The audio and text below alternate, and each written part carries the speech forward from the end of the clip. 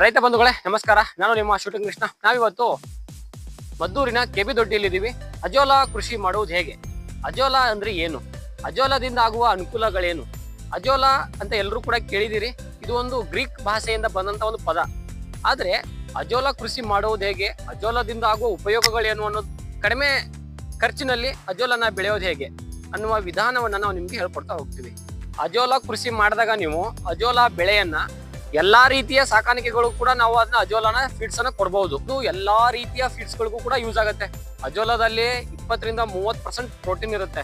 So azolla ಅನ್ನೋದು ಒಂದು ಪಾಚಿ ರೂಪದಲ್ಲಿ ಬರುವಂತ ಬೆಳೆಯಾಗಿರುತ್ತೆ.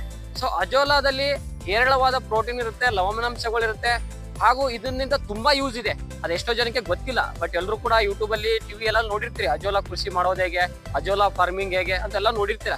ಬಟ್ ನಾವು ಇವತ್ತು ನಿಮ್ಗೆ ಹೇಳ್ತಾ ಇರುವಂತ ಒಂದು ಮಾಹಿತಿ ಏನು ಅಂತಂದ್ರೆ, ಅಜೋಲಾದಿಂದ ಆಗುವ ಉಪಯೋಗಗಳೇನು, ಅಜೋಲಾನ ಏನಕ್ಕೆ ಬೆಳಿತಾರೆ, ಅಜೋಲಾ ಎಷ್ಟು ದಿನದಲ್ಲಿ ಬರುತ್ತೆ, ಎಷ್ಟು ಸ್ಪೇಸ್ ಅಲ್ಲಿ ಅದನ್ನ ಮಾಡಿದ್ರೆ ಹೇಗೆ ಅದನ್ನ ಮಾಡಬಹುದು, ಅದರ ಒಂದು ಬೆಡ್ ಪ್ರಿಪರೇಷನ್ ಹೇಗಿರುತ್ತೆ, ಅದಕ್ಕೆ ಯಾವ ರೀತಿಯ ಗೊಬ್ಬರಗಳನ್ನ ಹಾಕ್ತಾರೆ, ಅಂದ್ರೆ ಈಗ ತೊಪ್ಪೆ ಕಲ್ಸ್ಬಿಟ್ಟು ಹಾಕ್ಬೇಕು, ಸಗಣಿ ಕಲ್ಸ್ಬಿಟ್ಟು ಹಾಕ್ಬೇಕಾಗತ್ತೆ, ಅದು ಯಾವ ರೀತಿ ಇರುತ್ತೆ, ಅದಕ್ಕೆ ಯಾವ ರೀತಿಯ ಪೇಪರ್ ಯೂಸ್ ಮಾಡ್ಬೇಕಾಗತ್ತೆ, ಅದು ಎಷ್ಟು ದಿನ ಬಾಳಿಕೆ ಬರುತ್ತೆ ಅನ್ನೋ ಎಲ್ಲಾ ವಿಚಾರಗಳನ್ನ ನಾವು ನಿಮ್ಗೆ ಹೇಳ್ತಾ ಹೋಗ್ತೀವಿ. ಸೊ ನಾವು ಮುಂಚೆ ತಿಳ್ಕೊಬೇಕಾಗಿರೋದು ಈಗ ಅಜೋಲಾ ಅಂದ್ರೆ ಏನು ಅಲ್ವಾ. ಸೊ ಅಜೋಲಾನ ಎಲ್ರೂ ಕೂಡ ಒಂದು ಹೈನುಗಾರಿಕೆಗೂ ಕೂಡ ಬಳಸ್ಕೋಬಹುದು, ಆಮೇಲೆ ಕುರಿ ಸಾಕಾಣಿಕೆಗೆ ಬಳಸ್ಕೋಬಹುದು, ಆಮೇಲೆ ಕೋಳಿ ಸಾಕಾಣಿಕೆಗೆ ಬಳಸ್ಕೋಬಹುದು. ಅದ್ರ ಜೊತೆಗೆ ಫಿಶ್ ಫಾರ್ಮಿಂಗ್ ಮಾಡ್ತೀನಿ ಅಂದ್ರೆ ಮೀನುಗಳಿಗೂ ಕೂಡ ಇದನ್ನ ಫೀಡ್ಸ್ ರೂಪದಲ್ಲಿ ಕೊಡಬಹುದು. ಅದ್ರ ಜೊತೆಗೆ ಹಂದಿ ಸಾಕಾಣಿಕೆಯಲ್ಲೂ ಕೂಡ ಅಜೋಲಾನ ಬಳಸ್ಕೋತಾರೆ ಫೀಡ್ಸ್ ರೂಪದಲ್ಲಿ. ಏನಕ್ಕೆ ಅಜೋಲಾನ ಬಳಸಬೇಕು ಅಂತಂದ್ರೆ, ದಿನನಿತ್ಯದಲ್ಲಿ ನೀವು ಕೊಡ್ತಾ ಇರುವಂತ ಏನು ಫೀಡ್ಸ್ ಇರುತ್ತೆ, ಏನು ಮೇವು ಇರುತ್ತೆ, ಏನು ಅದಕ್ಕೆ ಕೊಡುವಂತ ಆಹಾರ ಇರುತ್ತೆ, ಅದ್ರ ಜೊತೆಗೆ ನೀವು ಅಜೋಲಾನ ಮಿಕ್ಸ್ ಮಾಡಿದಾಗ, ಅಜೋಲಾನ ಕೊಟ್ಟಾಗ, ದಿನಕ್ಕೆ ಒಂದು ಬಾರಿ ಅಜೋಲಾನ ನೀವು ಕೊಟ್ಟಾಗ, ಅದರಲ್ಲಿ ಒಂದು ನೀವು ಹೈನುಗಾರಿಕೆ ಮಾಡ್ತೀನಿ ಅಂದಾಗ ಹಸುಗಳಿಗೆ ನೀವೇನಾದ್ರೂ ಅಜೋಲಾನ ಕೊಟ್ರೆ ಅದರಲ್ಲಿ ಫ್ಯಾಟ್ ಜಾಸ್ತಿ ಆಗುತ್ತೆ. ಹಸುಗಳು ಕೊಡುವಂತ ಹಾಲಲ್ಲಿ ಫ್ಯಾಟ್ ಜಾಸ್ತಿ ಆಗುತ್ತೆ ಒಂದು, ಹಾಗೂ ಹಸುಗಳಿಗೆ ಫೀಡ್ಸ್ ನ ಒಂದು ಖರ್ಚು ನಿಮಗೆ ಬೇರೆದ್ರಲ್ಲಿ ಕೊಡ್ತಾ ಇರ್ತೀರಲ್ಲ, ಅದು ಕಡಿಮೆ ಆಗುತ್ತೆ. ಇದನ್ನ ಸರಳವಾಗಿ ಕಡಿಮೆ ಖರ್ಚಲ್ಲಿ ಬೆಳಿಬಹುದು ಒಂದು. ಆಮೇಲೆ ಹಾಲಿನಲ್ಲಿ ಫ್ಯಾಟ್ ಜಾಸ್ತಿ ಆಗುತ್ತೆ ಎರಡು. ಇಳುವರಿ ಜಾಸ್ತಿ ಬರುತ್ತೆ. ಲೀಟರ್ ಅಲ್ಲಿ ಹೋಲಿಸ್ಕೊಂಡಾಗ ಇಳುವರಿ ನೀವು ಮುಂಚೆ ಕೊಡ್ತಾ ಇರೋಂಥ ಫೀಡ್ಸ್ಗೆ ಅದ್ರ ಜೊತೆಗೆ ಆಡ್ ಆನ್ ಏನು ಅಜೋಲಾನ ಬೆಳೆಸ್ಕೊಂಡಾಗ ಸ್ವಲ್ಪ ಜಾಸ್ತಿ ಬರುತ್ತೆ ಇಳುವರಿ, ಹಾಲಿನ ಇಳುವರಿ ಜಾಸ್ತಿ ಬರುತ್ತೆ ಒಂದು. ಆಮೇಲೆ ಹಸುಗಳಿಗೆ ಏನಾದ್ರು ಹೀಟ್ ನಿಲ್ದೇ ಇರುವಂತ ಏನೋ ಒಂದು ಕಾಯಿಲೆ ಇದ್ರೆ, ಅಥವಾ ಕಂದ್ ಹಾಕುವಂತ ಒಂದು ಕಾಯಿಲೆ ಇದ್ರೆ, ಏನು ಹೀಟ್ಗೆ ಬರ್ದೇ ಇರೋಲ್ಲ, ಹೀಟ್ ಬರ್ದೇ ಇರೋಂತ ಕಾಯಿಲೆಗಳಿದ್ರೆ, ಈ ತರ ಯಾವ್ದಾದ್ರು ಒಂದು ಸಮಸ್ಯೆ ಹಸುಗಳಲ್ಲಿ ಇದ್ರೆ ಅದು ಕೂಡ ಕ್ಯೂರ್ ಆಗುತ್ತೆ. ಅದು ನಿಧಾನ ಗತಿಯಲ್ಲಿ ಕ್ಯೂರ್ ಆಗುತ್ತೆ. ಈ ಎಲ್ಲಾ ಒಂದು ಏನು ಅನುಕೂಲಗಳನ್ನ ಅಜೋಲಾ ಹೊಂದಿದೆ.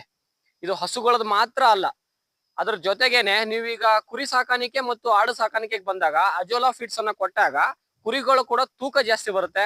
ಕುರಿಗಳಿಗೆ ಫೀಡ್ಸ್ ನ ನೀವು ಕೊಡ್ತಾ ಇರ್ತಾರ, ಅದ್ರ ಜೊತೆಗೆ ನಾವು ಮಿಕ್ಸ್ ಮಾಡಿ ಕೊಟ್ಟಾಗ ಕುರಿಗಳ ಬೆಳವಣಿಗೆ ಆಗುತ್ತೆ ಒಂದು. ಸೊ ಕುರಿಗಳ ಮಾಂಸ ಏನಾಗುತ್ತೆ, ಟೇಸ್ಟಿ ಬರುತ್ತೆ, ಚೆನ್ನಾಗಿ ಬರುತ್ತೆ, ಆಮೇಲೆ ಹೆಲ್ದಿ ಇರುತ್ತೆ. ಅಜೋಲಾ ತುಂಬಾ ಹೇರಳವಾದ ಪ್ರೋಟೀನ್ ಅಂಶಗಳನ್ನ ಹೊಂದಿರೋದ್ರಿಂದ ಇದರ ತುಂಬಾ ಅನುಕೂಲತೆಗಳಿದೆ. ಅದ್ರ ಜೊತೆಗೆ ನೀವೇನಾದ್ರೂ ಕೋಳಿಗಳಿಗೆ ಅಥವಾ ಏನ್ ನಾಟಿ ಕೋಳಿ ಆಗಿರ್ಬೋದು, ಯಾವುದೇ ರೀತಿಯ ಕೋಳಿಗಳಿಗೆ ಅದನ್ನ ಕೊಟ್ಟಾಗ ನೀವು ಅಲ್ಲೂ ಕೂಡ ಇಳುವರಿಯನ್ನು ಜಾಸ್ತಿ ಬಳಸ್ಕೋಬಹುದು. ಯಾಕಂದ್ರೆ ಫೀಡ್ಸ್ ನ ಖರ್ಚು ಕಡಿಮೆ ಆಗುತ್ತೆ, ಅಜೋಲಾನ ಈಸಿಯಾಗಿ ಬೆಳ್ಕೊಡ್ಬೋದು ಒಂದು. ಆಮೇಲೆ ಕೋಳಿಗಳ ದಿನನಿತ್ಯದ ಫೀಡ್ಸ್ ಗಳ ಜೊತೆಗೆ ನೀವು ಅಜೋಲಾನ ಮಿಕ್ಸ್ ಮಾಡ್ಕೊಟ್ಟಾಗ ಅದ್ರದ್ದು ಕೂಡ ಇಳುವರಿ ಜಾಸ್ತಿ ಬರುತ್ತೆ, ತೂಕ ಬರುತ್ತೆ, ಹಾಗೂ ಆರೋಗ್ಯವಾಗಿರ್ತವೆ. ಯಾಕಂದ್ರೆ ಕೋಳಿಗಳಿಗೆ ಹೋಲಿಸ್ಕೊಂಡಾಗ ಹಸಿರು ಏನು ಹುಲ್ಲಿರುತ್ತೆ, ಹಸಿರು ಆಹಾರ ಏನಿರುತ್ತೆ ಕೊಟ್ಟಾಗ, ಪ್ರತಿಯೊಂದು ಏನು ಪ್ರಾಣಿಗಳಿದೆಯಲ್ಲ ಅದಕ್ಕೆ ಹಸಿರು ಮೇವನ್ನ ಕೊಟ್ಟಾಗ ಅದು ತುಂಬಾ ಇಂಪ್ರೂವ್ಮೆಂಟ್ ಆಗುತ್ತೆ. ಅದ್ರ ಜೊತೆಗೆ ನೀವು ಹಂದಿ ಸಾಕಾಣಿಕೆಯಲ್ಲೂ ಕೂಡ ನೀವು ಅಜೋಲಾನ ಬೆಳೆಸ್ಕೋಬಹುದು. ಅಜೋಲಾನ ಹಂದಿ ಸಾಕಾಣಿಕೆಯಲ್ಲಿ ಬಳಸಿರೋದು ಕೂಡ ತುಂಬಾ ವಿಡಿಯೋಸ್ ಮಾಡಿದ್ದಾರೆ, ಅದನ್ನ ನೀವು ನೋಡಬಹುದು. ಹಂದಿ ಸಾಕಾಣಿಕೆಯಲ್ಲಿ ಅಜೋಲಾ ಬೆಳೆಸ್ಕೊಂಡಾಗ ಏನಾಗುತ್ತೆ ಅಂದ್ರೆ ಹಂದಿಗಳ ಆರೋಗ್ಯ ಕೂಡ ಚೆನ್ನಾಗಿರುತ್ತೆ ಒಂದು. ಅದರ ಜೊತೆಗೆ ಹಂದಿಗಳ ತೂಕ ಜಾಸ್ತಿ ಆಗುತ್ತೆ. ಯಾಕಂತಂದ್ರೆ ಅಜೋಲಾ ಇದು ಕೇವಲ ರೀತಿಯ ಪ್ರೋಟೀನ್ ಅಂಶಗಳನ್ನ ಹೊಂದಿರುತ್ತೆ. ಆಮೇಲೆ ನೀವು ಫಿಶ್ ಫಾರ್ಮಿಂಗ್ ಮಾಡ್ತೀನಿ ಅಂದ್ರೆ ಅಲ್ಲೂ ಕೂಡ ಅಜೋಲಾನ ಬಳಸ್ಕೊತಾರೆ. ಅದೇ ರೀತಿ ಮುಂಚೆ ಎಲ್ಲ ರೈತರು ಏನ್ ಮಾಡ್ತಾ ಇದ್ರು ಅಂದ್ರೆ, ಏನ್ ಗೋಧಿ ಏನು ಭತ್ತದ ಗದ್ದೆಗಳು ಇರ್ತಾವಲ್ಲ, ಆ ಭತ್ತದ ಗದ್ದೆಗಳಲ್ಲಿ ಅಜೋಲಾನ ಹಾಕಿ ಬೆಳೆಸ್ತಾ ಇದ್ರು.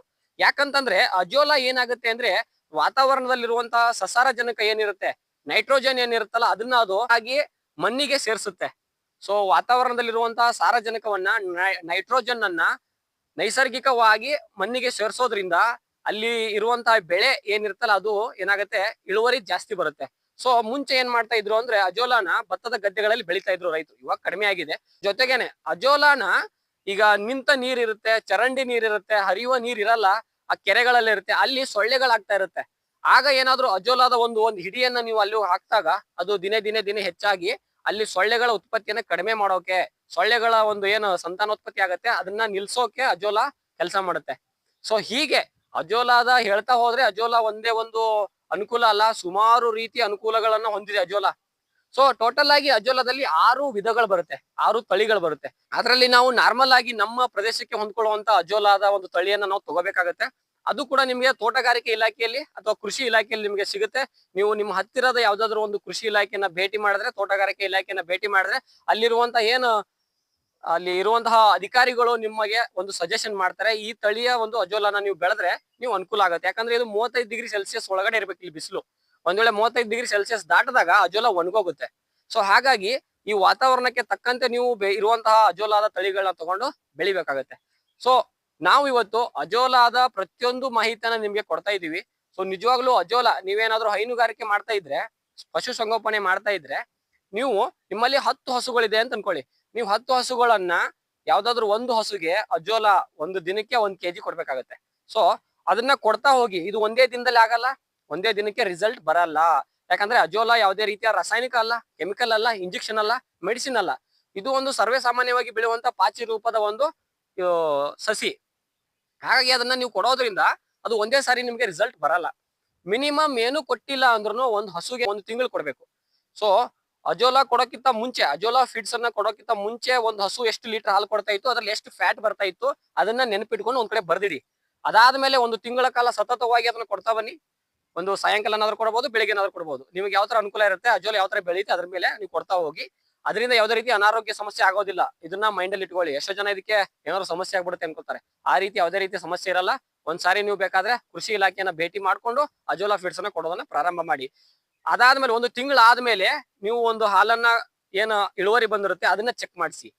ಅದ್ರ ಜೊತೆಗೆ ಆ ಟೈಮಲ್ಲಿ ನಿಮ್ಗೆ ಒಂದ್ ವೇಳೆ ಏನ್ ಕಡಿಮೆ ಖರ್ಚಲ್ಲಿ ಆಗುತ್ತೆ, ಅದು ನಿಮ್ಗೆ ಏನಾದ್ರು ಇಂಪ್ರೂವ್ಮೆಂಟ್ ಆಗಿದೆ, ಸ್ವಲ್ಪ ಜಾಸ್ತಿ ಆಗಿದೆ, ಫ್ಯಾಟ್ ಜಾಸ್ತಿ ಬಂದಿದೆ, ಹಾಲಿನ ಇಳುವರಿ ಜಾಸ್ತಿ ಆಗಿದೆ ಅಂತ ಗೊತ್ತಾದ್ರೆ, ಸೊ ಖಂಡಿತವಾಗ್ಲೂ ಆಗಿರುತ್ತೆ. ಯಾಕಂದ್ರೆ ಇದು ನಡೀತಾ ಇದೆ. ಯಾಕಂದ್ರೆ ಸರ್ಕಾರ ಇದಕ್ಕೆ ಅಜೋಲಾ ಕೃಷಿಗೆ ಮಾಹಿತಿ ಕೇಂದ್ರಗಳನ್ನ ಇಟ್ಟಿದೆ. ತೋಟಗಾರಿಕೆಯಲ್ಲಿ ಕೂಡ ಅದರದಂತ ಒಂದು ಅಧಿಕಾರಿಗಳನ್ನ ನೇಮಿಸಿ ಒಂದು ಅವೇರ್ನೆಸ್ ಮೂಡಿಸುವ ಉದ್ದೇಶದಿಂದ ಇಟ್ಟಿದ್ದಾರೆ. ಅದಕ್ಕೇನೆ ನೀವು ಅಜೋಲಾ ಕೃಷಿಯನ್ನ ಮಾಡಿ. ಈ ಅಜೋಲಾ ಕೃಷಿ ಒಂದೇ ಅಲ್ಲ, ನಾವು ರೈತರು ಇವಾಗ ಏನ್ ಮಾಡ್ತಾ ಇದೀವಿ ಆ ವಿಚಾರಗಳನ್ನ ನಾವು ವೈಜ್ಞಾನಿಕವಾಗಿ ರೂಪಿಸ್ಕೊಂಡಾಗ ನಾವು ಅಭಿವೃದ್ಧಿ ಆಗ್ಬಹುದು. ನೀವು ಪಾರಂಪರಿಕವಾಗಿ ಮಾಡ್ತಾ ಇರೋ ಕೃಷಿಯನ್ನ ಬಿಟ್ಬಿಡ್ಬೇಕು. ಇವಾಗ ಇನ್ನೇನು ಆಧುನೀಕರಣಗೊಳಿಸ್ಕೊಂಡು ಇರುವಂತಹ ಆಧುನೀಕರಣಕ್ಕೆ ನಾವು ಅಭಿವೃದ್ಧಿ ಆಗ್ಲಿಲ್ಲ ಅಂದ್ರೆ ನಾವು ಹಿಂದೆ ಉಳ್ಕೊಳ್ತೀವಿ. ಸೊ ಹಾಗಾಗಿ ಅಜೋಲಾ ಕೃಷಿ ಮಾಡ್ಕೊಂಡು ನೀವು ಆದಾಯ ಮಾಡ್ಬೋದು. ಅದ್ರ ಜೊತೆಗೆ ಹೈಡ್ರೋಪೋನಿಕ್ ಅಂತ ಬರುತ್ತೆ, ಕೇಳಿದೀರಾ ಆಲ್ರೆಡಿ. ಹೈಡ್ರೋಪೋನಿಕ್ ಕೂಡ ಬೆಳೆದು ಅದರಲ್ಲೂ ಕೂಡ ಹಾಲಿನ ಇಳುವರಿ ಆಗಿರ್ಬೋದು. ಹಾಗೂ ಅದನ್ನು ಕೂಡ ನೀವು ಇದಕ್ಕೆ ಕೊಡ್ಬೋದು. ಆಡು, ಮೇಕೆ ಇವುಗಳಿಗೆಲ್ಲ ಕೊಡ್ಬೋದು. ಈ ರೀತಿ ಕಡಿಮೆ ಜಾಗದಲ್ಲಿ, ಕಡಿಮೆ ಸಮಯದಲ್ಲಿ, ಕಡಿಮೆ ಬಂಡವಾಳದಲ್ಲಿ ಏನ್ ಮಾಡಕ್ಕಾಗತ್ತೆ ಅದನ್ನೆಲ್ಲಾನು ಕೂಡ ರೈತರು ಅನ್ವಯಿಸ್ಕೊಂಡ್ರೆ, ಅದನ್ನ ಅನುಸರಿಸಿದ್ರೆ ನಿಜವಾಗ್ಲೂ ಕೂಡ ರೈತರು ಇಳುವರಿಯನ್ನ ಜಾಸ್ತಿ ಮಾಡ್ಕೋಬಹುದು. ನೀವು ಕಷ್ಟ ಪಡ್ತಾ ಇದ್ದೀರಾ, ನಿಜವಾಗ್ಲೂ ಗೊತ್ತು. ಯಾಕಂದ್ರೆ ಪ್ರತಿಯೊಬ್ರು ರೈತರು ಕೂಡ ಕಷ್ಟ ಪಡ್ತಾ ಇದ್ದೀರಾ. ನೀವು ಪಡ್ತಾ ಇರೋ ಶ್ರಮ, ನೀವು ಪಡ್ತಾ ಇರೋ ಕಷ್ಟ ಸೇಮ್ ಇರುತ್ತೆ. ಅರ್ಥ ಆಗ್ತಿದ್ಯಾ? ಸೇಮ್ ಇರುತ್ತೆ. ಆಗ ನೀವು ಏನ್ ಮಾಡ್ಬೋದು, ಹೆಚ್ಚು ಇಳುವರಿಯನ್ನ ಪಡ್ಕೊಳ್ಳೋಕೆ ಇದು ಅವಕಾಶ ಮಾಡ್ಕೊಡುತ್ತೆ. ಅಜೋಲಾ ಒಂದು ಕೃಷಿ ಆಗಿರ್ಬೋದು, ಹೈಡ್ರೋಪಾನಿಕ್ ಕೃಷಿ ಆಗಿರ್ಬೋದು. ನಾವು ಇವತ್ತು ಮಾತಾಡ್ತಾ ಇರೋದು ಅಜೋಲಾ ಕೃಷಿಯ ಬಗ್ಗೆ ಮಾತಾಡ್ತಾ ಇದೀವಿ. ಅಜೋಲಾದ ಉಪಯೋಗಗಳೇನು ಅನ್ನೋದ್ರ ಬಗ್ಗೆ ಹೇಳಿದೀವಿ. ಸೊ ಮುಂದಿನ ದಿನಗಳಲ್ಲಿ ಹೈಡ್ರೋಪಾನಿಕ್ ಬೆಳೆಯೋದು ಹೇಗೆ ಅನ್ನೋದನ್ನ ಕೂಡ ನಾವು ವಿಡಿಯೋ ಮಾಡ್ತೀವಿ.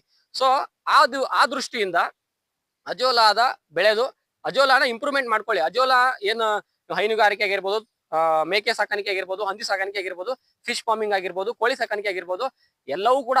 ಆಮೇಲೆ ಇನ್ನೊಂದ್ ಏನಪ್ಪಾ ಅಂತಂದ್ರೆ, ಅಜೋಲಾನ ಈಗ ಬೆಳೆದಾದ್ಮೇಲೆ ಹಸಿಯಾಗಿರುತ್ತೆ, ಹಸಿರು ಆಹಾರ ಆಗಿರುತ್ತೆ. ಅದನ್ನ ನೀವು ಒಣಗಿಸ್ಬಿಟ್ಟು ಅದನ್ನ ಪುಡಿ ಮಾಡಿ ನೀವೇನ್ ಕೊಟ್ಟಿಗೆ ಗೊಬ್ಬರ, ಕೋಳಿ ಗೊಬ್ಬರ, ಈ ತರ ಸಾವಯವ ಗೊಬ್ಬರಗಳನ್ನ ಕೊಡ್ತಾ ಇರ್ತೀರಲ್ಲ, ಅದ್ರ ಜೊತೆಗೆ ಇದನ್ನ ಮಿಕ್ಸ್ ಮಾಡಿ ನೀವು ಯಾವ್ದಾದ್ರು ಒಂದು ಗಿಡದ ಬುಡಕ್ಕೆ ಹಾಕಿದ್ರೆ, ಉದಾಹರಣೆಗೆ ಅಡಿಕೆ ತೋಟ ಆಗಿರ್ಬೋದು, ತೆಂಗಿನ ಮರ ಆಗಿರ್ಬೋದು, ಸೀಬೆ ಮರ ಆಗಿರ್ಬೋದು, ಈ ರೀತಿ ಕರಿಬೇವಿನ ಸಸಿಗಳಾಗಿರ್ಬೋದು, ಈ ರೀತಿ ಬೇರೆ ಬೇರೆ ನೀವೇನು ಬೆಳೆದಿರ್ತೀರಲ್ಲ, ಆ ಒಂದು ತೋಟಗಾರಿಕೆಯಲ್ಲೂ ಕೂಡ ಒಣಗಿರುವ ಅಜೋಲಾವನ್ನ ನೀವು ಅದನ್ನ ಪುಡಿ ಮಾಡಿ ನೀವು ಕೊಡ್ತಾ ಇರುವಂತಹ ಸಾವಯವ ಗೊಬ್ಬರಗಳ ಜೊತೆ ಮಿಕ್ಸ್ ಮಾಡಿ ಕೊಟ್ಟಾಗ ಅಲ್ಲೂ ಕೂಡ ಇಳುವರಿ ಜಾಸ್ತಿ ಬರುತ್ತೆ. ವೈಜ್ಞಾನಿಕವಾಗಿ ರೈತರು ಬೆಳೆದಾಗ ಅವರು ಅಭಿವೃದ್ಧಿ ಆಗಿ ಆಗ್ತಾರೆ. ಅದೇ ರೀತಿ ಒಂದ್ ವೇಳೆ ನಾವೀಗ ಅಜೋಲಾನ ಮಾಡಿರ್ತೀವಿ, ಒಂದು ಯಾವ್ದೋ ಒಂದು ಪೇಪರ್ನ ಹಾಕ್ಬಿಟ್ಟು ಬೆಡ್ ಅಲ್ಲಿ ಮಾಡಿರ್ತೀವಿ, ಅದು ಬಿಸಿಲಿನ ಕಾವ ಜಾಸ್ತಿಯಾಗಿ ಒಣಗೋಗ್ಬಿಡುತ್ತೆ, ಅದನ್ನ ಬಿಸಾಕ್ಬೇಡಿ. ಅರ್ಥ ಆಗ್ತಿದ್ಯಾ? ಅದನ್ನ ಬಿಸಾಕ್ದೇನೆ ನೀವು ಅದನ್ನ ಪುಡಿ ಮಾಡಿ ಯಾವ್ದಾದ್ರು ಹತ್ರದಲ್ಲಿರೋ ಒಂದು ಸಸಿ ಕೊಡಿ. ಈಗ ನಿಮ್ಮ ಹತ್ರ ಅಡಿಕೆ ತೋಟ ಇದೆಯಾ, ಅದು ಕೊಡಿ. ಒಂದಕ್ಕೆ ಯಾವ್ದಾದ್ರು ಒಂದ್ ಮರ ಕೊಡಿ, ಅದೆಷ್ಟು ಇರುತ್ತೆ ಅಷ್ಟ. ಇಲ್ಲ ಅಂದ್ರೆ ಸೀಬೆ ಮರ ಇದೆ, ಅಲ್ಲಿ ಕೊಡಿ. ಸೊ ಆ ಮರಗಳು ಅಭಿವೃದ್ಧಿ ಆಗ್ತಾವೋ ಅಥವಾ ಪಕ್ಕದಲ್ಲಿರೋ ಹೇಗಾಗುತ್ತವೆ ಅಂತ ನೀವು ಗಮನಿಸಿ ಅದನ್ನ. ಓಕೆನಾ? ಇದು ಒಂದೇ ದಿನಕ್ಕೆ ನಾವು ಹೇಳಿದ ತಕ್ಷಣನೇ ಆಗಲ್ಲ. ಸ್ವಲ್ಪ ಇದನ್ನ ಗಮನಿಸಿ ನೀವು ಮಾಡಿದ್ರೆ 100% ಇದರಲ್ಲಿ ಆದಾಯದ ಇಳುವರಿಯನ್ನು ತಗೋಬಹುದು, ಇಳುವರಿನ ಜಾಸ್ತಿ ಮಾಡ್ಕೋಬಹುದು. ನಾವೀಗ ನೋಡೋಣ ಅಜೋಲಾ ಹೇಗಿರುತ್ತೆ, ಅಜೋಲಾ ಹೇಗ್ ಬೆಳಿಬಹುದು, ಅಜೋಲಾನ ಹೇಗ್ ಬೆಳೆದ್ರೆ ಲಾಭ ಆಗುತ್ತೆ. ಸೊ ಇದೆಲ್ಲ ಅಜೋಲಾನ ನೀವು ಎಲ್ಲಿ ತಗೋಬಹುದು ಅಂತ ಹೇಳ್ತೀರಾ. ಸೊ ಅಜೋಲಾನ ನೀವು ಹತ್ತಿರದಲ್ಲಿರುವಂತ ತೋಟಗಾರಿಕೆ ಇಲಾಖೆ ಅಥವಾ ಏನು ಕೃಷಿ ಇಲಾಖೆ ಇರುತ್ತೆ ಅಲ್ಲಿ ಹೋದ್ರೆ ನೀವು ನಿಮಗೆ ಅಜೋಲಾನ ಒಂದು ಕೊಡ್ತಾರೆ, ಒಂದು ಕವರ್ಗೆ ಹಾಕ್ಬಿಟ್ಟು ಕೊಡ್ತಾರೆ. ಅದನ್ನ ನೀವು ತಗೊಬಂದು ಆಲ್ರೆಡಿ ನೀವು ಮುಂಚೆನೆ ಒಂದು 2-3 ದಿನದ ಮುಂಚೆನೆ ಬೆಡ್ ಪ್ರಿಪರೇಷನ್ ಮಾಡಿ ಅದರಲ್ಲಿ ತೊಪ್ಪೆ ಗೊಬ್ಬರ ಆಮೇಲೆ ಸಗಣಿಯನ್ನ ಮಿಕ್ಸ್ ಮಾಡಿ ಸ್ವಲ್ಪ ಮಣ್ಣು ಹಾಕಿ ಅದೆಲ್ಲ ನೀಟಾಗಿ ಕಲಿಸ್ಬಿಟ್ಟು ಸ್ವಲ್ಪ ಅದು 1-2 ದಿನ ಇರೋವರೆಗೂ ಇಟ್ಬಿಟ್ಟು ಆಮೇಲೆ ಅಜೋಲಾ ತಂದು ಹಾಕಿದ್ರೆ ಅದು ಬೆಳೆದ್ ಬಿಡುತ್ತೆ. ಇದಕ್ಕೆ ಯಾವುದೇ ರೀತಿಯ ಬೇರೆ ಏನು ರಾಸಾಯನಿಕಗಳನ್ನ ಬಳಸೋದಾಗಿರ್ಬೋದು ಆ ರೀತಿ ಏನು ಇಲ್ಲ. ತುಂಬಾ ಸರಳವಾಗಿ ಅಜೋಲಾನ ಬೆಳಿಬಹುದು. ಸೊ ಸರಳವಾಗಿ ಬೆಳೆದು ಸರಳವಾಗಿ ಹಾಕಿ ಸರಳವಾಗಿ ಇಳುವರಿಯನ್ನ ತಗೋಬಹುದು. ಅತಿ ಹೆಚ್ಚು ಇಳುವರಿಯನ್ನ ಮಾಡೋಕೆ ಅಜೋಲಾ ತುಂಬಾ ಹೆಲ್ಪ್ ಆಗುತ್ತೆ. ಸೊ ಆ ಒಂದು ದೃಷ್ಟಿಯಲ್ಲಿ ಅಜೋಲಾ ಮಾಡಿರುವಂತ ಬೆಡ್ಗೆ ಈ ತರ ಕಡಿಮೆ ಖರ್ಚಲ್ಲಿ ಕಡಿಮೆ ಬಂಡವಾಳದಲ್ಲಿ ಸೀರೆಗಳಿರುತ್ತೆ ನಿಮ್ಮ ಮನೆಯಲ್ಲಿ. ನೀವು ಈ ತರನು ಮಾಡ್ಬೋದು, ಇಲ್ಲ ಅಂದ್ರೆ ನೀವು ಗ್ರೀನ್ ಪಾಲಿ ಹೌಸ್ ಮಾಡ್ಬೋದು, ಇಲ್ಲ ಅಂದ್ರೆ ನೀಟಾಗಿ ಒಂದು ಏನು ತೆಂಗಿನ ಗರಿಕೆಗಳಿರುತ್ತೆ ಅದನ್ನು ಕೂಡ ಹಾಕಿ ತೆಂಗಿನ ಪೊರಕೆಗಳನ್ನ ಹಾಕ್ಬಿಟ್ಟು ಮಾಡ್ಬೋದು. ನೆಳ್ಳು ಮಾಡ್ಬೇಕು ಇದಕ್ಕೆ ಸ್ವಲ್ಪ ಬೇಸಿಗೆಯಲ್ಲಿ, ಇನ್ನು ಉಳಿದಿರೋ ಟೈಮಲ್ಲಿ ಆರಾಮಾಗಿ ಮಾಡ್ಬೋದು. ಸೊ ಈ ರೀತಿ ಮಾಡಿದ್ದಾರೆ. ಸೊ ನಾವು ನೆಕ್ಸ್ಟ್ ಒಂದು ಬೆಡ್ ಪ್ರಿಪರೇಷನ್ ಹೇಗಿರುತ್ತೆ ಆ ಎಲ್ಲಾ ವಿಚಾರಗಳನ್ನ ನಾವು ನಿಮ್ಗೆ ಮುಂದೆ ಹೇಳ್ತಾ ಹೋಗ್ತೀವಿ. ಸೊ ನೋಡುವ ಹೇಗಿರುತ್ತೆ ಅಂತ. ಸೊ ಇದು ಆಲ್ರೆಡಿ ಮಾಡಿದ್ದಾರೆ ಇಲ್ಲಿ ಒಬ್ಬ ರೈತರು. ಇವ್ರು ಮಾಡಿರುವಂತ ಮೊದಲ ಒಂದೇನಿದೆಯಲ್ಲ ಇದು 10 ಮತ್ತೆ 6 ಅಡಿ ಇದೆ, ಹಿಂಗೆ 10 ಅಡಿ ಇದೆ, ಹಿಂಗೆ 6 ಅಡಿ ಇದೆ. ನಾವು ಆಲ್ರೆಡಿ ಒಂದು ವಿಡಿಯೋ ಮಾಡಿದೀವಿ ನಾವು ಕೋಳಿ ಸಾಕಾಣಿಕೆಯಲ್ಲಿ ಅಜೋಲಾ ಫಿಟ್ಸ್ ಹಾಕೋದ್ರೆ ಹೇಗೆ ಅಂತ. ಅದ್ರ ಜೊತೆಗೇನೆ ಈಗ ಇನ್ನೊಂದು ಮಾಡ್ತಾರೆ ಇಲ್ಲಿ. ಸೊ ಆ ಮಾಡೋದು ಹೇಗಿರುತ್ತೆ ಅಂತ ನಾವು ತೋರಿಸ್ತೀವಿ. ಸೊ ಈಸಿಯಾಗಿ ಇದೆಲ್ಲ ಸೀರೆಗಳಿದೆ, ಯೂಸ್ ಮಾಡಿರುವಂತ ಸೀರೆಗಳನ್ನ ನೆರಳು ಮಾಡಿದ್ದಾರೆ.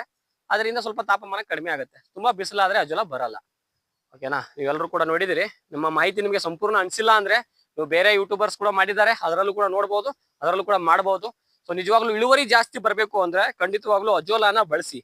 ಈಗ ಹೈನುಗಾರಿಕೆಯಲ್ಲಿ ನಾವು ಬರೀ ಕೆಲವೊಬ್ರು ಬೇರೆ ಬೇರೆ ರೀತಿಯ ಕೊಡ್ತಾ ಇರ್ತಾರೆ. ಈಗ ನಾವು ಸರ್ಕಾರ ಏನ್ ಮಾಡಿದೆ ಅಂದ್ರೆ ನೇಪೇರ್ ಅಂದ್ರೆ ಸರ್ಕಾರದ ಹುಲ್ಲು ಅಂತ ಹೇಳ್ತೀವಿ, ಅದನ್ನ ಮಾಡಿಸಿದೆ.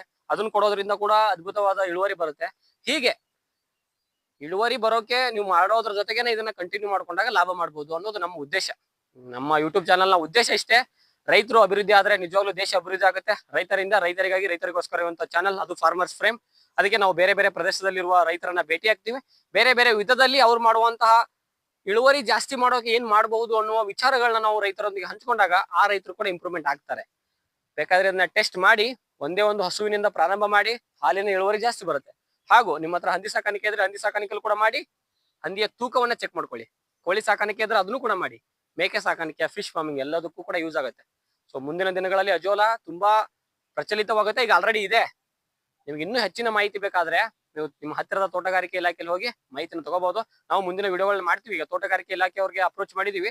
ಆ ವಿಡಿಯೋಗಳು ಏನಾದ್ರು ಸಕ್ಸಸ್ ಆದ್ರೆ ಅಲ್ಲಿ ಕೂಡ ಹೋಗಿ ನಾವು ಅವರೊಂದಿಗೆ ಇನ್ನೂ ಸಂಪೂರ್ಣವಾದ ಕ್ಯಾಲ್ಕುಲೇಟೆಡ್ ಮಾಹಿತಿನ ಕೊಡ್ತೀವಿ. ನಾವೀಗ ಕೊಟ್ಟಿರೋದು ಅಂದಾಜು ಮಾಹಿತಿ ಆಗಿದ್ರು ಕೂಡ ಕ್ಯಾಲ್ಕುಲೇಟೆಡ್ ಮಾಹಿತಿ ಕೊಟ್ಟಾಗ ಇನ್ನೂ ಕೂಡ ಚೆನ್ನಾಗಿರುತ್ತೆ ಅಂತ ಹೇಳ್ತಾ ಆ ವಿಡಿಯೋ ನೋಡ್ತಾ ಇರೋರು ಎಲ್ಲರೂ ಕೂಡ ತುಂಬ ಧನ್ಯವಾದಗಳು. ಆಮೇಲೆ ಇನ್ನೂ ಕೂಡ ನಮ್ಮ ಯೂಟ್ಯೂಬ್ ಚಾನಲ್ ಸಬ್ಸ್ಕ್ರೈಬ್ ಆಗಿಲ್ಲ ಅಂದ್ರೆ ಸಬ್ಸ್ಕ್ರೈಬ್ ಮಾಡಿ, ಲೈಕ್ ಮಾಡಿ, ಸಪೋರ್ಟ್ ಮಾಡಿ ಅಂತ ಹೇಳ್ತಾ ಥ್ಯಾಂಕ್ ಯು.